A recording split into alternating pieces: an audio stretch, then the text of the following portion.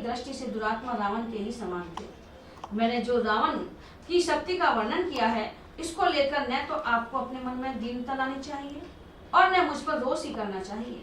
आपको डराता नहीं, शत्रु के प्रति आपके क्रोध को उभार रहा हूँ, क्योंकि आप अपने बल पराक्रम द्वारा देवताओं का भी दमन करने में समर्थ हैं। इसलिए आप इस वानर सेना का व्यूह बनाकर ही विशाल चतुरंगी सेना से घिरे हुए रावण का विनाश कर सकेंगे।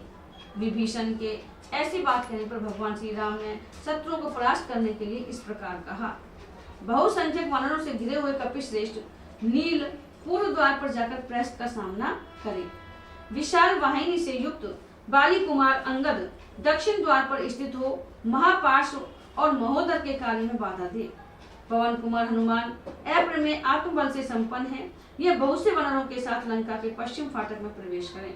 दैत्यों, दानव समूहों तथा महात्मा ऋषियों का अपकार करना ही जिसे प्रिय लगता है, जिसका स्वभाव क्षुद्र है, जो वरदान की शक्ति से संपन्न है और प्रजाजनों को संताप देता हुआ संपूर्ण लोकों में घूमता रहता है, उस राक्षस राज रावण के वध का दृढ़ निश्चय लेकर मैं स्वयं ही सुमित्रा कुमार लक्ष्मण के साथ नगर के उत्तर फाटक पर आक्रमण करके उसके भीतर प्रवेश करूंगा, जहां सेना सहित रावण विद्यमान है।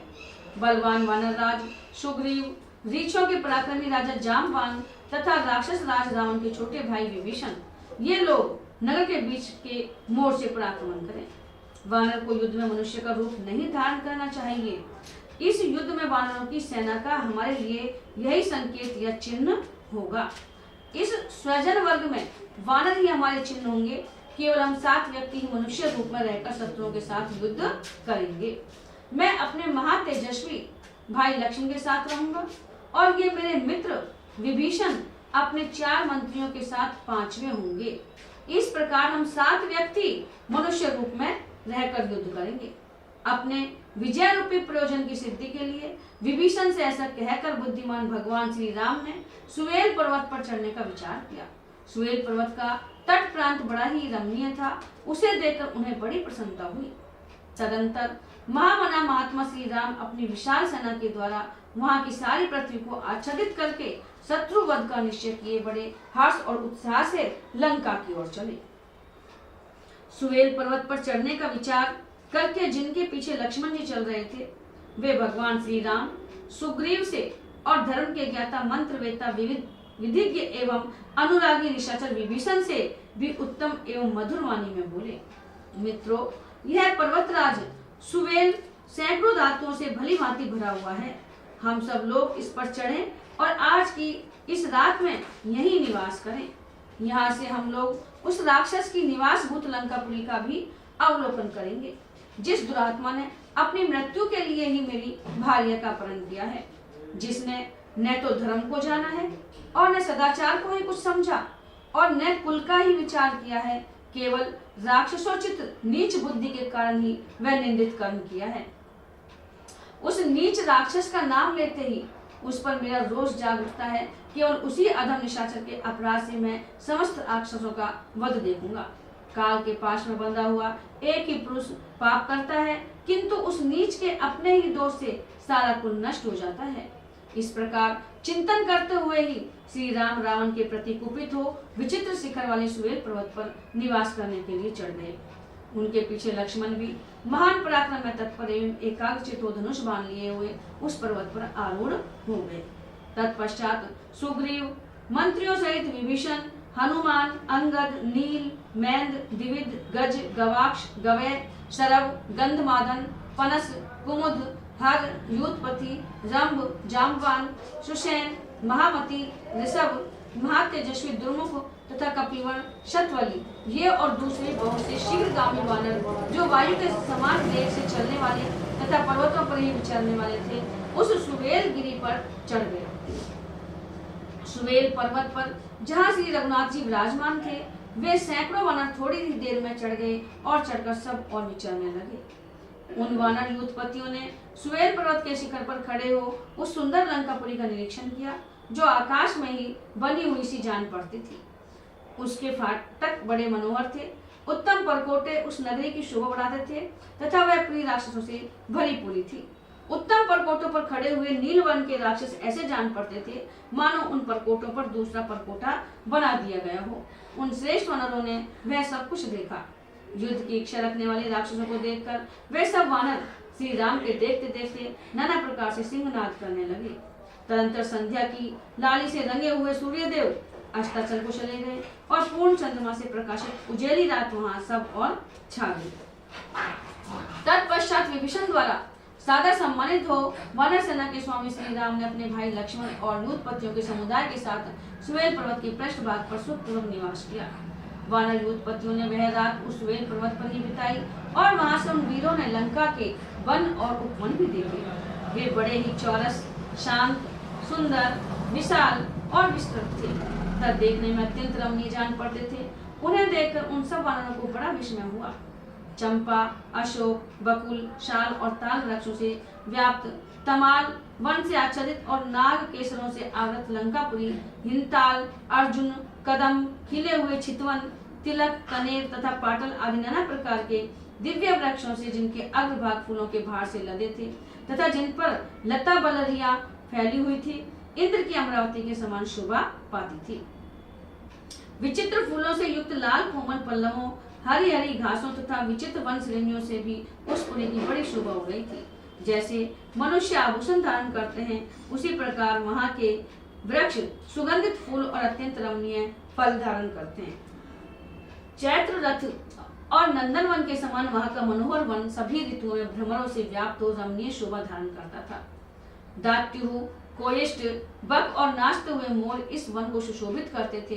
वन में झरनों के आसपास कोकिल की कूक सुनाई पड़ती थी। लंका के वन और उपवन नित्य मत वाले विहंगमों से विभूषित थे। वहां वृक्षों की डालियों पर भौरे मंडराते रहते थे। उनके प्रत्येक खंड में कोकिलाएं कुहू कुहू बोला करती थी। पक्षी चहचहाते रहते थे। भृंगराज के गीत मुखरित होते थे। कुरर के शब्द गूंजा करते थे। कोनालक के कलरव होते रहते थे तथा सारसों की स्वर लहरी सब और छाई रहती थी। कुछ वानर वीर उन वनों और उपवनों में घुस गए थे। वे सभी वीर वानर इच्छानुसार रूप धारण करने वाले, उत्साही और आनंद मग्न थे। उन महातेजस्वी वानरों के वहां प्रवेश करते ही फूलों के संसर्ग से सुगंधित तथा घ्राणेन्द्रिय को सुख देने वाली मंद वायु चलने लगी। दूसरे बहुत से यूथपति उन वानर वीरों के समूह से निकलकर सुग्रीव के आगे ले ध्वजा पताकाओं से लंकापुरी हो गए। गरजने वाले लोगों में श्रेष्ठ वे वानर वीर अपने सिंहनाद से पक्षियों को डराते, मृगों और हाथियों के हर्ष छीनते तथा लंका को कंपित करते हुए आगे बढ़ रहे थे। वे महान वेगशाली वानर पृथ्वी को जब चरणों से दबाते थे उस समय उनके पैरों से उठी हुई धूल सहसा ऊपर को उड़ जाती थी। वानरों के उस सिंहनाद से त्रस्त एवं भयभीत हुए रीछ, सिंह, भैंसे, हाथी, मृग और पक्षी दसों दिशाओं की ओर भाग गए। त्रिकूट पर्वत का एक शिखर बहुत ऊंचा था। वह ऐसा जान पड़ता था मानो स्वर्ग लोक को छू रहा हो। उस पर सब और पीले रंग के फूल खिले हुए थे जिनसे वह सोने का सा जान पड़ता। उस शिखर का विस्तार 100 योजन था। वह देखने में बड़ा ही सुंदर, स्वच्छ, स्निग्ध, कांतिमान और विशाल था। पक्षियों के लिए भी उसकी चोटी तक पहुंचना कठिन होता था। लोग त्रिकूट के उस शिखर पर मन के द्वारा चढ़ने की कल्पना भी नहीं कर सकते थे, फिर क्रिया द्वारा उस पर आरूढ़ होने की तो बात ही क्या है। रावण द्वारा पालित लंका त्रिकूट के उसी शिखर पर बसी हुई थी। वह पूरी 10 योजन चौड़ी और 20 योजन लंबी थी। सफेद बादलों के समान ऊंचे ऊंचे गोपुर तथा सोने और चांदी के परकोटे उसकी शोभा बढ़ाते थे। जैसे ग्रीष्म के अंतकाल वर्षा ऋतु में घनीभूत बादल आकाश की शोभा बढ़ाते हैं, उसी प्रकार प्रासादों और विमानों से लंकापुरी अत्यंत सुशोभित हो रही थी। उस पुरी में सहस्त्र खंभों से अलंकृत एक चैत्य प्रासाद था जो कैलाश शिखर के समान दिखाई देता था। वह आकाश को मापता हुआ सा जान पड़ता था। राक्षस राज रावण का वह चैत्य प्रासाद लंकापुरी का आभूषण था। कई सौ राक्षस रक्षा के सभी साधनों से संपन्न होकर प्रतिदिन उसकी रक्षा करते थे। इस प्रकार वह पुरी बड़ी ही मनोहर, सुवर्णमयी, अनेक अनेक प्रोतों से अलंकृत, नाना प्रकार की विचित्र धातुओं से चित्रित और उन अनेक उद्यानों से सुशोभित थी। भांति भांति के विहंगम वहां अपनी मधुर बोली बोल रहे थे। नाना प्रकार के मृग आदि पशु उसका सेवन करते थे। अनेक प्रकार के फूलों की संपत्ति से वह संपन्न थी। और विविध प्रकार के आकार वाले राक्षस वहां निवास करते थे। धन धान्य से संपन्न तथा संपूर्ण मनोवांछित वस्तुओं से भरी पूरी उस रावणपुरी को लक्ष्मण के बड़े भाई लक्ष्मीवान श्री राम ने वानरों के साथ देखा। बड़े बड़े महलों से सघन बसी हुई उस स्वर्ग तुल्य नगरी को देखकर पराक्रमी श्री राम बड़े विस्मित हुए। इस प्रकार अपनी विशाल सेना के साथ श्री रघुनाथ जी ने अनेक प्रकार के रत्नों से पूर्ण तरह तरह की रचनाओं से सुसज्जित ऊंचे ऊंचे महलों की पंक्ति से अलंकृत और बड़े बड़े यंत्रों से युक्त मजबूत किवाड़ों वाली वह अद्भुत पुरी को देखा। तदंतर वानर यूथों से युक्त सुग्रीव सहित श्री राम सुमेल पर्वत के सबसे ऊंचे शिखर पर चढ़े, जिसका विस्तार 2 योजन का था। वहां 2 घड़ी ठहरकर 10 दिशाओं की ओर दृष्टिपात करते हुए श्री राम ने त्रिकुट पर्वत के रमणीय शिखर पर सुंदर ढंग से बसी हुई विश्वकर्मा द्वारा निर्मित लंकापुरी को देखा, जो मनोहर कारणों से सुशोभित थी। उस नगर के गोपुर की छत पर उन्हें दुर्जय राक्षस राज रावण बैठा दिखाई दिया, जिसके दोनों ओर श्वेत चंवर डुलाए जा रहे थे। सिर पर विजय छत्र शोभा दे रहा था। रावण का सारा शरीर रक्त चंदन से चर्चित था। उसके अंग लाल रंग के आभूषणों से विभूषित थे। वह काले मेघ के समान जान पड़ता था। उसके वस्त्रों पर सोने के काम किए गए थे। ऐरावत हाथी के दांतों के अग्रभाग से आहत होने के कारण उसके वक्ष स्थल में आघात चिन्ह बन गया था। खरगोश के रक्त के समान लाल रंग से रंगे हुए वस्त्र से आच्छादित होकर वह आकाश में संध्या काल की धूप से ढकी हुई मेघमाला के समान दिखाई देता था। मुख्य मुख्य वानरों तथा श्री रघुनाथ जी के सामने ही राक्षस राज रावण पर दृष्टि पड़ते ही सुग्रीव सहसा खड़े हो गए। वे क्रोध के वेग से युक्त और शारीरिक एवं मानसिक बल से प्रेरित हो सुबेल के शिखर से उठकर उस गोपुर की छत पर कूद पड़े। वहां खड़े होकर वे कुछ देर तो रावण को देखते रहे, फिर निर्भय चित्त से उस राक्षस को तिनके के समान समझकर वे कठोर वाणी में बोले, राक्षस, मैं लोकनाथ भगवान श्री राम का सखा और दास हूँ। महाराज श्री राम के तेज से आज तू मेरे हाथ से छूट नहीं सकेगा। ऐसा कहकर वे अकस्मात उछलकर रावण के ऊपर जा कूदे और उसके विचित्र मुक्तों को खींचकर उन्होंने पृथ्वी पर गिरा दिया। उन्हें इस प्रकार तीव्र गति से अपने ऊपर आक्रमण करते देख रावण ने कहा, अरे, जब तक तू मेरे सामने नहीं आया था तभी तक सुग्रीव सुंदर कंठ से युक्त था। अब तू अपनी इस ग्रीवा से रहित हो जाएगा। ऐसा कहकर रावण ने अपनी 2 भुजाओं द्वारा उन्हें शीघ्र उठाकर उस छत की फर्श पर दे मारा।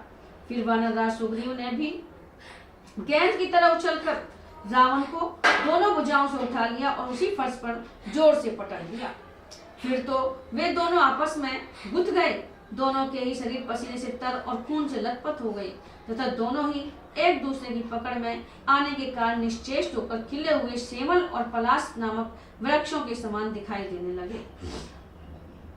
राक्षस राज रावण और वानर राज सुग्रीव दोनों ही बड़े बलवान थे, अतः दोनों घूंसे, थप्पड़, कोहनी और पंजों की मार के साथ बड़ा ऐसा युद्ध करने लगे। गोपुर के चबूतरे पर बहुत देर तक भारी मल्लयुद्ध करके वे भयानक वेग वाले दोनों वीर बार बार एक दूसरे को उछालते और झुकाते हुए पैरों को विशेष दाव पेच के साथ चलाते चलाते उस चबूतरे से जा लगे। एक दूसरे को दबाकर परस्पर सटे हुए शरीर वाले वे दोनों योद्धा किले के पटकोटे और खाई के बीच में गिर गए। वहां हाँफते हुए 2 घड़ी तक पृथ्वी का आलिंगन किए पड़े रहे। तत्पश्चात उछलकर खड़े हो गए। फिर वे एक दूसरे का बार बार आलिंगन करके उसे बाहुपाश में जकड़ने लगे। दोनों ही क्रोध, शिक्षा तथा शारीरिक बल से संपन्न थे, यानी मल्ल युद्ध में वो जानते थे। अतः उस युद्ध स्थल में कुश्ती के अनेक दाव पेच दिखाते हुए भ्रमण करने लगे।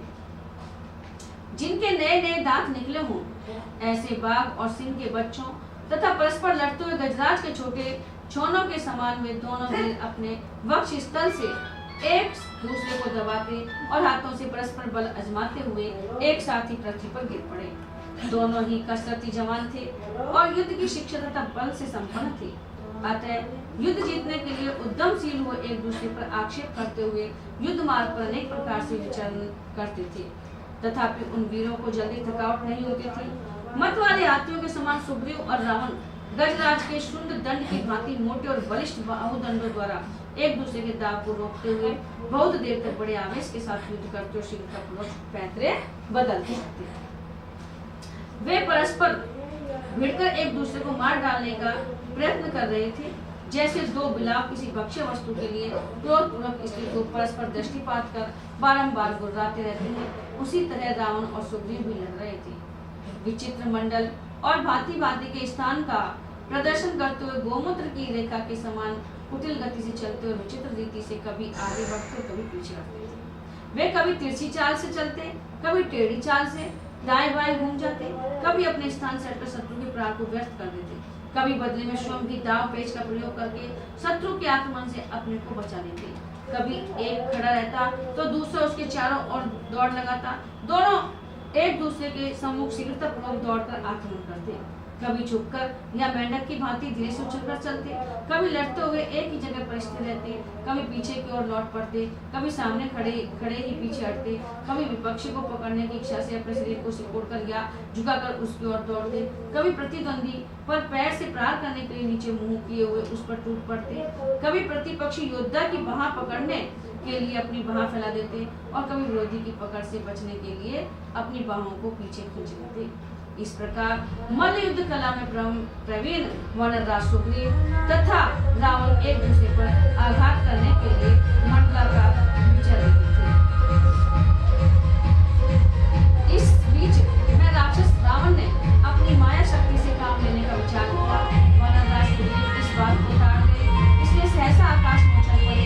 वे विजय उल्लास से सुशोभित होते थे और थकावट से चूक चुके थे। वानरराज रावण को चकमा देकर निकल गए और वह खड़ा खड़ा देखता ही रह गया। जिन्हें संग्राम में कीर्ति प्राप्त हुई थी, वे वानरराज सूर्यपुत्र सुग्रीव निशाचरपति रावण को युद्ध में थकाकर अत्यंत विशाल आकाश मार्ग का लंघन करके वानरों की सेना के बीच श्री रामचंद्र के पास आ पहुंचे। इस प्रकार वहां अद्भुत कर्म करके वायु के समान शीघ्रगामी सूर्यपुत्र सुग्रीव ने दशरथ राजकुमार श्री राम के युद्ध विषय को उत्साह को बढ़ाते हुए बड़े हर्ष के साथ वानर सेना में प्रवेश किया। उस समय प्रधान वानरों ने वानर राज का अभिनंदन किया।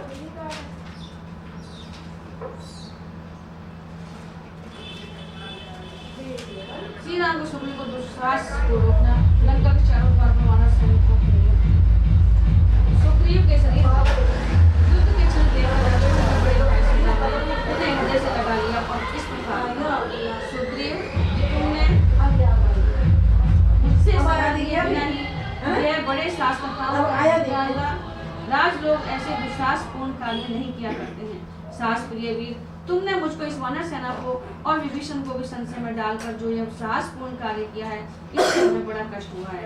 शत्रुओं का दमन नया आया ही तो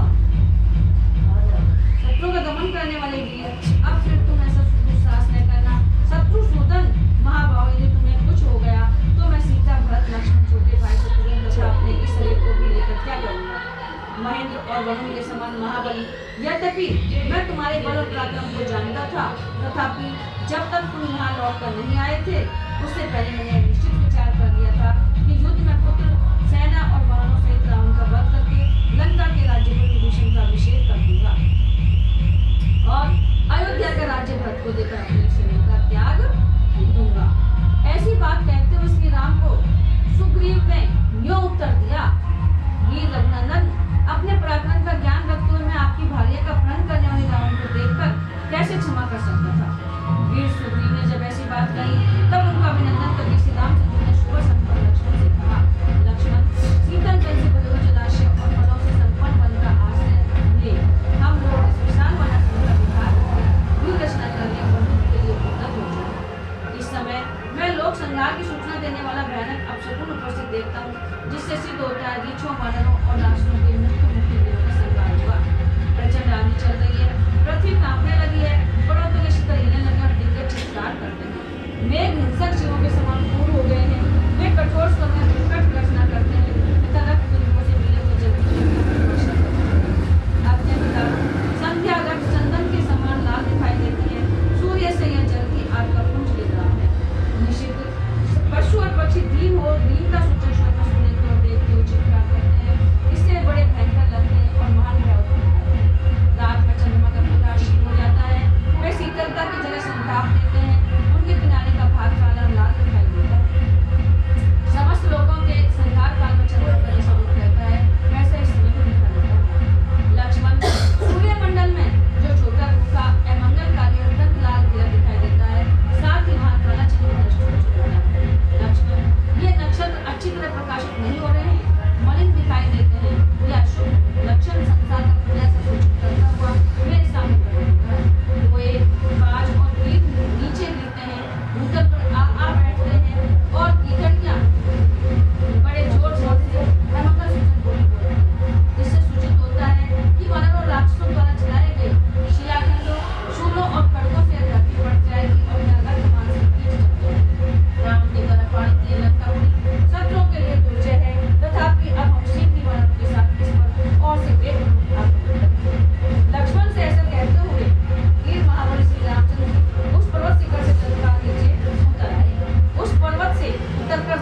श्री रघुनाथ जी ने अपनी सेना का निरीक्षण किया जो शत्रुओं के लिए अत्यंत दुर्जय थे।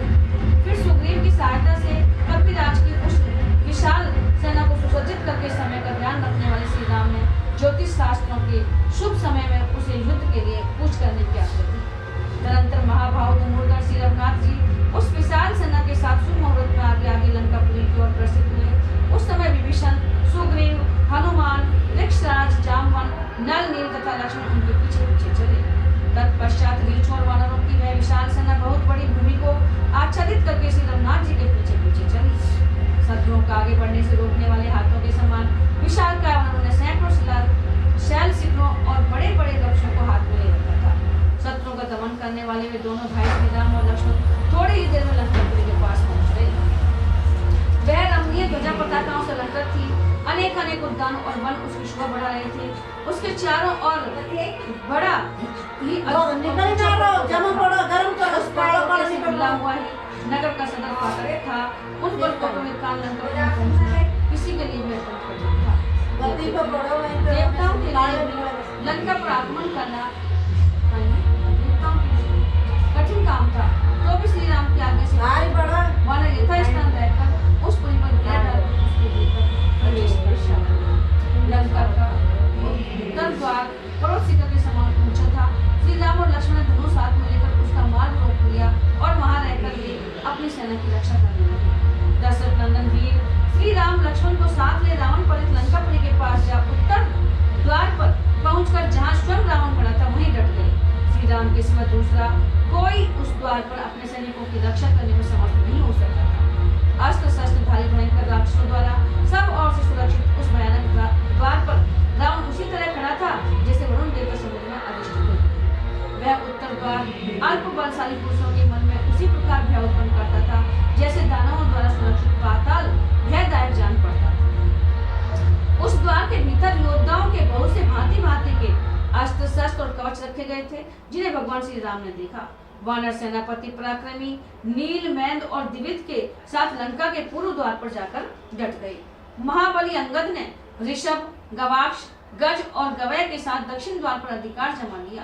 प्रेमाथी, प्रगस तथा अन्य वानर वीरों के साथ बलवान कपिश्रेष्ठ हनुमान जी ने पश्चिम द्वार का मार्ग रोक लिया।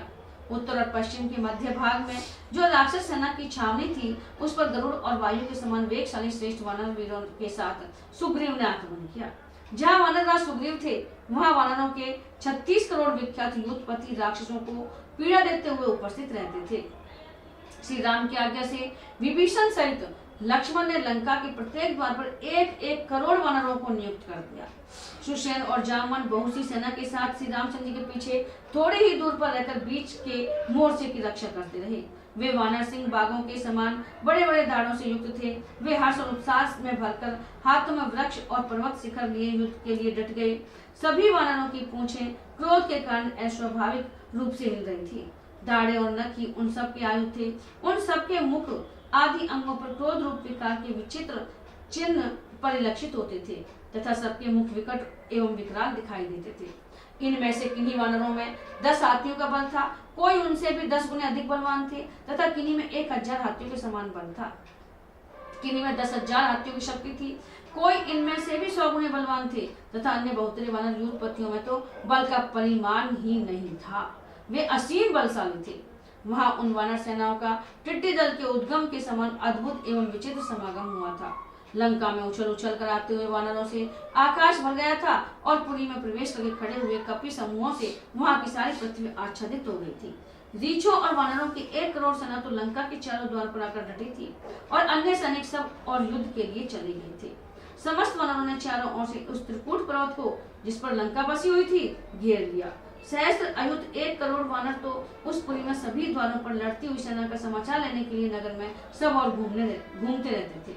हाथों में वृक्ष लिए बलवान वानरों द्वारा सब ओर से घिरी हुई लंका में वायु के लिए भी प्रवेश पाना कठिन हो गया था।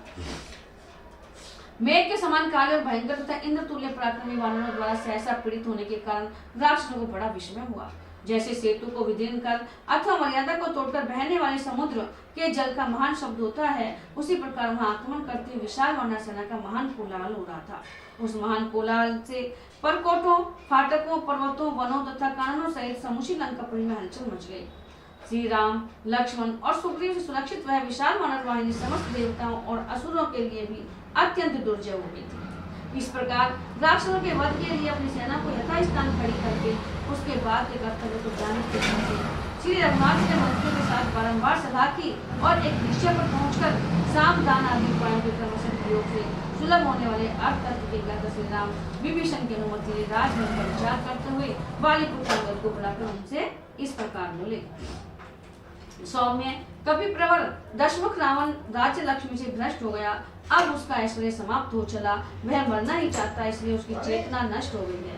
तुम पर कोटा लांघकर लंकापुरी में भय छोड़कर जाओ और व्यथा रहित हो उससे मेरी ओर से ये बातें कहो। निशाचर, राक्षस राज, तुमने मोहवश घमंड में आकर ऋषि, देवता, गंधर्व, अप्सरा, नाग, यक्ष और राजाओं का बड़ा अपराध किया है। ब्रह्मा जी का वरदान पाकर तुम्हें जो विमान हो गया था, निश्चय उसके नष्ट होने का अब समय आ गया है। तुम्हारे उस पाप का दूसरे फल आज उपस्थित है। मैं अपराधियों को दंड देने वाला शासक हूँ। तुमने जो मेरी भार्या का अपहरण किया है, इससे मुझे बड़ा कष्ट पहुंचा है। अतः तुम्हें उसका दंड देने के लिए मैं लंका के चौक पर आकर खड़ा हूँ। राक्षस, यदि तुम जिसमें स्थिरता खड़े रहे तो उन समस्त देवताओं, महेश्वर, राज ऋषियों की पदवी को पहुंच जाओगे। उन्हीं की भांति तुम्हें परलोकवासी होना पड़ेगा। नीच निशाचर, जिस बल के भरोसे तुमने मुझे धोखा देकर माया से सीता का हरण किया है, उसे आज युद्ध के मैदान में दिखाओ। यदि तुम मिथिलेश कुमारी को लेकर मेरी शरण में नहीं आए तो मैं अपने तीखे बाणों द्वारा इस संसार को राक्षसों से सुना दूंगा। राक्षसों में श्रेष्ठ श्रीमान धर्मात्मा विभीषण भी मेरे साथ यहाँ आए हैं। निश्चय ही लंका का निष्कंटक राज्य इन्हें ही प्राप्त होगा। तुम पापी हो, तुम्हें अपने स्वरूप का ज्ञान नहीं है और तुम्हारे संगी साथी भी मूर्ख हैं। अतः इस प्रकार धर्म पूर्वक अब तुम एक क्षण भी इस राज्य को नहीं भोग सकोगे। राक्षस, शूरता का आश्रय ले धैर्य धारण करके मेरे साथ युद्ध करो। रणभूमि में मेरे बाणों से शांत होकर तुम पूत शुद्ध एवं निष्पाप हो जाओ। निशाचर, मेरे दृष्टिपथ में आने के पश्चात यदि तुम पक्षी होकर तुम लोगों में उड़ते और छिपते फिरो तो भी अपने घर को जीवित नहीं लौट सकोगे। अब मैं तुम्हें इसकी बात बताता हूँ। तुम अपना श्राद्ध कर डालो, परलोक में सुख देने वाले दान पुण्य कर लो और लंका को जीवन कर देख लो, क्योंकि तुम्हारा जीवन मेरे अधीन हो चुका है। अनायास ही महान कर्म करने वाले भगवान श्री राम के ऐसा कहने पर तारा कुमार अंगद मूर्तिमान अग्नि की भांति आकाश मार्ग से चल पड़े। श्रीमान अंगद एक ही मुहूर्त में परकोटा लांघकर रावण के राजभवन में जा पहुंचा। वहां उन्होंने मंत्रियों के साथ शांत भाव से बैठे हुए रावण को देखा। वह श्रेष्ठ अंगद सोने के बाजूबंद पहने हुए थे और प्रज्वलित अग्नि के समान प्रकाशित हो रहे थे। वे रावण के निकट पहुंचकर खड़े हो गए। उन्होंने पहले अपना परिचय दिया और मंत्रियों से रावण को श्री रामचंद्र कई हुई सारी उत्तम बातें जो की क्यों सुनाई। न तो एक भी शब्द कम किया और न बढ़ाया। वे बोले, मैं अनायास ही बड़े बड़े उत्तम कर्म करने वाले कौशल ने हमारा श्री राम का दूत और बाली का पुत्र अंगद हूँ। संभव है कभी मेरा नाम भी तुम्हारे कान में पड़ा हो। माता कौशल्या का आनंद बढ़ाने वाले रघुकुल तिलक श्री राम ने तुम्हारे लिए संदेश दिया है, जरा मर्द बनो और घर से बाहर निकलकर युद्ध में मेरा सामना करो। मैं मंत्री, पुत्र और बंधु बांधवों से तुम्हारा वध करूंगा, क्योंकि तुम्हारे मारे जाने से तीनों लोगों के प्राणी निर्भय हो जाएंगे। तुम देवता, दानव, यक्ष, गंधर्व, नाग और सभी के शत्रु हो। ऋषियों के लिए तो कंटक ही हो। अतः आज मैं तुम्हें उखाड़ फेंकूंगा। अतः यदि तुम मेरे चरणों में गिरकर आदरपूर्वक सीता को नहीं लौटाओगे तो मेरे हाथ से मारे जाओगे और तुम्हारे मारे जाने पर लंका का सारा ऐश्वर्य माता शिरोमणि अंगद के ऐसे कठोर वचन कहने पर निशस्त्र जनों का राजा रावण अत्यंत प्रेमास से गया। क्रोध से भरे हुए रावण ने उस समय अपने मंत्रियों से बार बार कहा, पकड़ लो इस दुर्बुद्धि वानर को और मार डालो। रावण की यह बात सुनकर चार भयंकर निशाचरों ने प्रज्वलित अग्नि के समान तेजस्वी अंगद को पकड़ लिया। आत्मबल से संपन्न तारा कुमार अंगद ने उस समय राक्षसों को अपना बल दिखाने के लिए स्वयं ही अपने आप को पकड़ा दिया। फिर वे पक्षियों की तरह अपनी दोनों भुजाओं से जकड़े हुए उन चारों राक्षसों को लिए दिए उछलने और उस महल की छत पर जो पर्वत शिखर के समान ऊंची थी चढ़ गए। उनको उछलने के वेग से झटका खाकर वे सब राक्षस राज रावण के देखते देखते पृथ्वी पर गिर गए। रंध्र प्रतापी बाली कुमार अंगद राक्षस राज के उस महल की चोटी पर जो पर्वत शिखर के समान ऊंची थी पैर पटकते हुए उनके पैरों से आक्रांत होकर वह छत रावण के देखते देखते फट गई, ठीक उसी तरह जैसे पूर्व काल में वज्र के आकाश से हिमालय के शिखर नीचे हो गया था।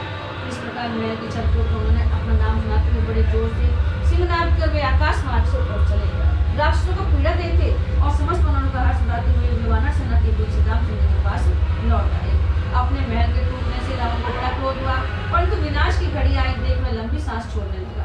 इधर श्री रामचंद्र जी हर्ष से भरपूर गर्जना करते हुए बहुसंख्यक वानरों से घिरे रहकर युद्ध के लिए ही डटे रहे। वे अपने शत्रु का वध करना चाहते थे। इसी समय पर विशालकाय महापराक्रमी दुर्जय वानर वीर सुसेन ने विष्णु स्वरूप ध्यान करने वाले बहुसंख्यक वानरों के साथ लंका के सभी दरवाजों को काबू में कर लिया और सुग्रीव के आदेश के अनुसार अपने सैनिकों की रक्षा करने एवं सभी द्वारों का समाचार जानने के लिए बारी बारी से उन सब पर चढ़ने लगे, जैसे चंद्रमा क्रमशः सब नक्षत्रों पर गमन करते हैं। लंका पर घेरा डालकर समुद्र तक फैले हुए उन वनवासी वानरों की स्वाक्षुणी सेनाओं को देख राक्षस का बड़ा विस्मय हुआ। बहुत से निशाचर भयभीत हो गए तथा अन्य कितने राक्षस सम्राट में हर्ष और उल्लास हो गए। उस समय लंका की चार दीवारी और खाई सारी की सारी वानरों से ढाक हो रही थी। इस तरह राक्षसों ने चार दीवारी को जब वानर कार हुई देखा तब वे दीन दुखी और भयभीत हो हाहाकार करने लगा। वह महाभीषण कोलाहल आरंभ होने पर राक्षस राज रावण के योद्धा निशाचर बड़े आयु हाथों में लेकर प्रलय काल के प्रचंड वायु के समान सब और विचरने लगे। बोलो सियावर रामचंद्र भगवान की जय हो।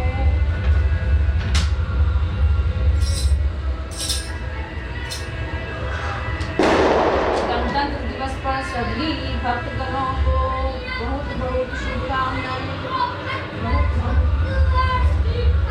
बधाई हो।